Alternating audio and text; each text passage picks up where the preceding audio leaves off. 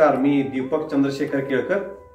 आपल्या घरी कीर्तन शताब्दी महोत्सव संपन्न होणार आहे. त्या घरी जी कीर्तन परंपरा सुरू झाली ती माघ वद्य प्रतिपदा 1924 सालापासून सुरू झाली आणि ती आमचे पणजोबा परमपूज्य सद्गुरू श्री मामा महाराज केळकर यांनी ते कीर्तन सुरू केलं. लहानपणापासूनच आमच्या मामा महाराजांना अध्यात्माची आवड होती.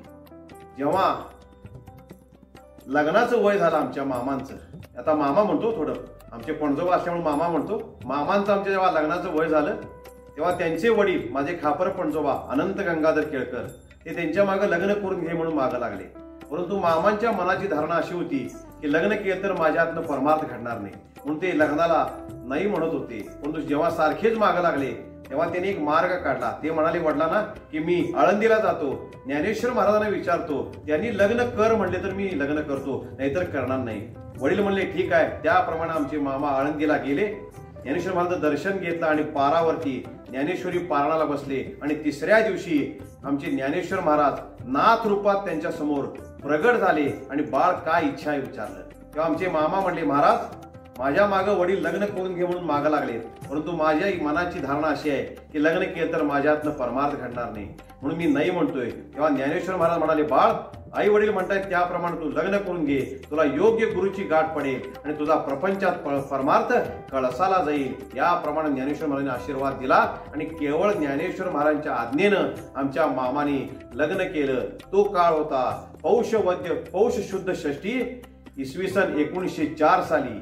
यावेळी मामाला दर्शन झालं आणि ज्ञानेश्वर महाराजांची आज्ञा झाली आणि ज्या रूपात दर्शन झालं तो फोटो आमच्या श्रीराम निकेतन मध्ये आता प्रस्थापित केलेला आहे. त्यावेळेस आमच्या मामाला ज्ञानेश्वर महाराजांनी हस्तलिखित ज्ञानेश्वरी दिली, त्यांच्या पादुकाही दिल्या आणि विठ्ठली विठ्ठलाचा राम राम राम हा मंत्र दिला.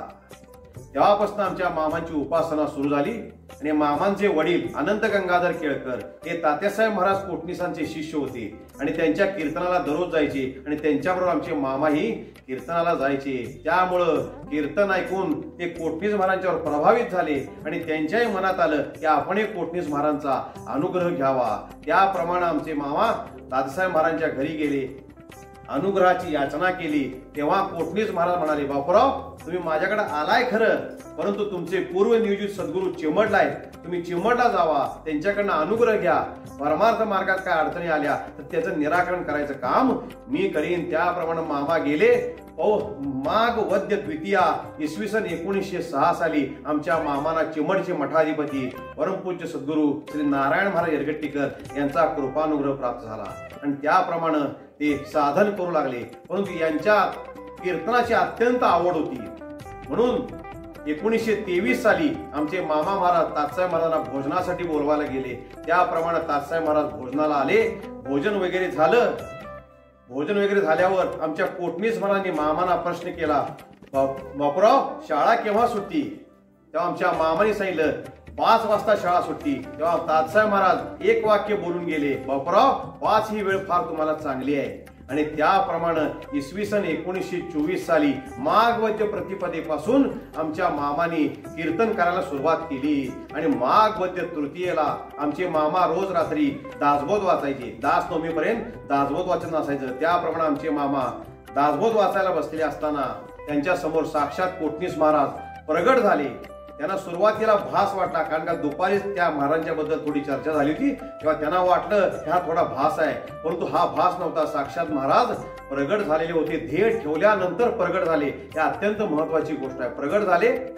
मग आमच्या मामाने कुंटीवरची शालजोडी त्यांना बसायला दिली. कोटणीस महाराज बसले आणि म्हणाले तुमचं दासबोध वाचन सुरू राहू दे. आणि त्याप्रमाणे आमच्या मामाने 7, 8, 9 आणि 10 हे 4 दशक आमच्या कोटणीस महाराजांच्या समोर वाचले आणि त्यानंतर आमच्या मामाने आमच्या कोटणीस महाराजांच्या पायावरती मस्तक ठेवलं. तेव्हा कोटणीस महाराज म्हणाले बापूराव काय इच्छा आहे. तेव्हा आमचे मामा म्हणाले महाराज मी पण आपल्या पद्धतीनं माघ वद्य प्रतिपदेपासून अखंड कीर्तन करायला सुरुवात केलेली आहे. ते अखंड कीर्तन माझ्या हातनं अखंडत्वानं घडावं एवढीच माझी इच्छा आहे, बाकी कोणती इच्छा नाही आहे. त्याप्रमाणे कोटणीस महाराजांनी मस्तकावर हात ठेवला आणि म्हणाले बापूराव तुमचंही कीर्तन माझ्यासारखं अखंडत्वानं चालेल. आणि त्यावेळेपासून माघ वद्य प्रतिपदेपासून आपल्या घरात अखंड कीर्तन हे सुरू झालेलं आहे. त्यानंतर आमचे अण्णा माझे पितृदेव अण्णा यांनी सुद्धा अखंड 19 वर्ष कीर्तनाची परंपरा सांभाळली. केवळ आमच्या दासराम महाराजांची सेवा घडावी म्हणून आमच्या अण्णांनी नोकरीमध्ये विहारेच घेतली आणि शेवटपर्यंत ते दादांच्या सेवेमध्ये राहिले. अण्णांनी सुद्धा शारीरिक व्याधी अण्णांना भरपूर होत्या, परंतु शारीरिक व्याधीवर मात करून आमच्या अण्णांनी ही कीर्तनाची परंपरा सांभाळली. कीर्तन हे आपल्या संप्रदायात व्रत आहे. अशा आमच्या अण्णांनी सुद्धा 23 सप्टेंबर 1920 साली दादांच्या अनुसंधानात ध्येय ठेवला आणि त्यानंतर केवळ अण्णांच्या आज्ञेनं ते कीर्तन आजपर्यंत त्यांच्या आज्ञेने त्यांच्या आशीर्वादानं आपल्या हातनं सुरू आहे. अशी ही अखंड कीर्तनाची परंपरा आहे आणि हे कीर्तन शताब्दी वर्ष म्हणून मागच्या वर्षीपासून आपण एक कीर्तन शताब्दी वर्ष म्हणून साजरं करायचं ठरवलं.